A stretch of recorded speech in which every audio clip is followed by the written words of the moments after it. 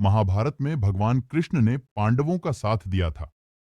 भगवान कृष्ण अर्जुन के सारथी बने थे।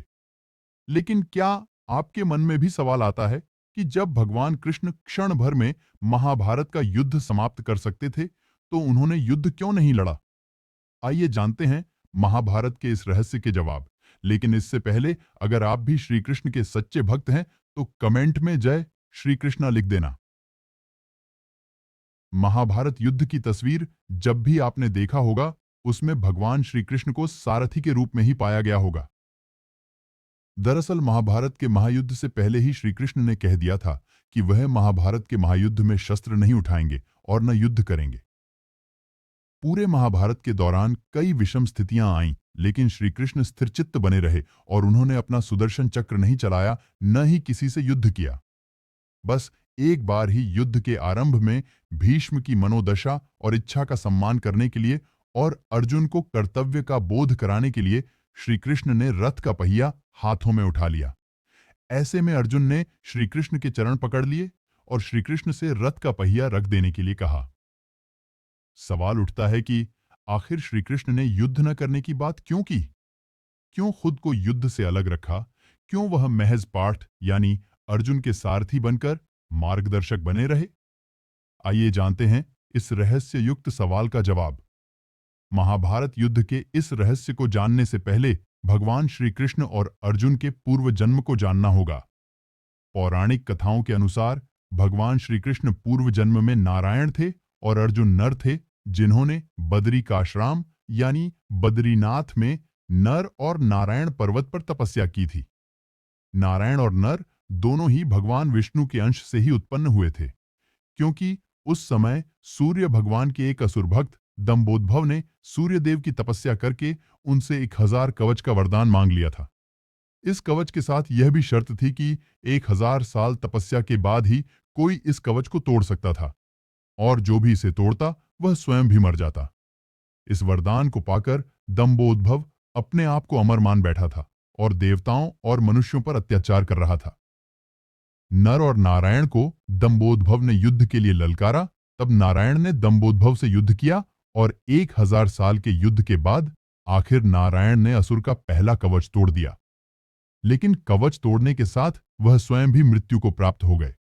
तब नर ने उन्हें महामृत्युंजय मंत्र से जीवित कर दिया और दंभोद्भव से युद्ध करना आरंभ किया। यह युद्ध भी 1000 साल चलता रहा और नर ने असुर का दूसरा कवच तोड़ दिया।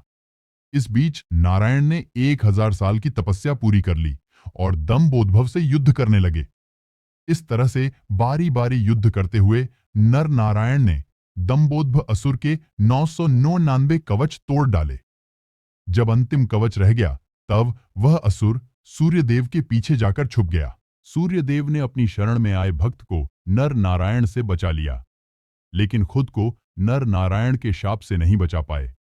नर नारायण ने सूर्यदेव से कहा कि आपका यह भक्त द्वापर में आपके अंश से उत्पन्न होगा और तब आपको अपने पुत्र की मृत्यु का शोक भोगना पड़ेगा। सूर्यदेव का वह असुर भक्त ही द्वापर में कर्ण हुआ, जो सूर्य के अंश से कवच कुंडल के साथ उत्पन्न हुआ था। नर ने 1000 वर्ष की तपस्या पूरी कर ली थी और दंभोद्भव से अंतिम युद्ध करने की उनकी बारी थी। इसलिए नारायण ने अर्जुन से कहा था कि यह महाभारत का युद्ध तुम्हारा युद्ध है। तुम्हें ही यह युद्ध लड़ना होगा। इस युद्ध में मैं मार्गदर्शक ही हो सकता हूं। इस युद्ध को जीतकर तुम्हें कीर्ति की प्राप्ति होगी और धरती का सुख प्राप्त होगा। तुम अपना युद्ध नहीं लड़ोगे तो मैं भी तुम्हारी मदद नहीं कर पाऊंगा, क्योंकि कर्ण का वध तो केवल अर्जुन ही कर सकते थे, क्योंकि सूर्य के वरदान के कारण दंभोद्भव को वही मार सकता था जिसने 1000 वर्ष तपस्या की हो।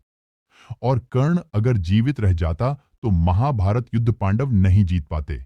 इसलिए श्री कृष्ण ने अर्जुन को युद्ध करने के लिए कहा और स्वयं पाठ के सारथी बने रहे। महाभारत युद्ध में भगवान श्री कृष्ण ने स्वयं युद्ध न करके अर्जुन से युद्ध के लिए आगे किया। इसके पीछे एक रहस्य यह भी है कि भगवान कहते हैं, मैं तो मार्गदर्शक हो सकता है, बुद्धि रूपी रथ का सारथी हो सकता हूं, लेकिन हर व्यक्ति का जीवन में अपना अपना युद्ध होता है, और जो अपना युद्ध स्वयं नहीं लड़ सकता है, भगवान भी उसकी मदद नहीं करते हैं। इसलिए हमेशा यह समझना चाहिए कि जब युद्ध हमारा है तो यह हमें ही लड़ना होगा, ईश्वर हमारे बदले आकर युद्ध नहीं लड़ेंगे। अगर सत्य की लड़ाई करेंगे तो ईश्वर सारथी बनेंगे, और अगर असत्य की ओर से युद्ध करेंगे तो वह आपके सारथी भी नहीं बनेंगे, और फिर कौरवों की तरह विनाश होना तय है।